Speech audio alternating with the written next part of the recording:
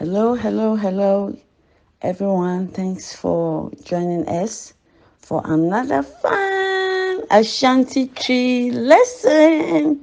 I hope you've been practicing because, as we always say, practice makes one perfect. So, listen to all the past videos and practice, practice, practice. Today, we are going to learn another way of saying I am sick. As I told you in tree, somehow we have different variation and different ways of saying the same sentence. We already learned I am sick by saying me home fame, me home fame. And today we are learning a new phrase or word. And we say it me yare. Say it again. Me yare. This is very easy to say. Don't try to slang it.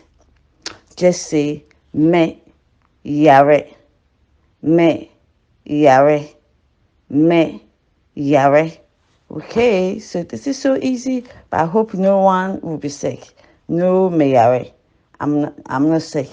But if you're saying I'm not sick, the negative way of saying not is me yare or I am well, me hoye.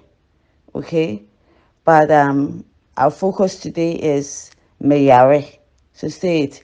Meyare. Meyare. Okay. Good job. Keep practicing. Meyare. Meyare. Meyare.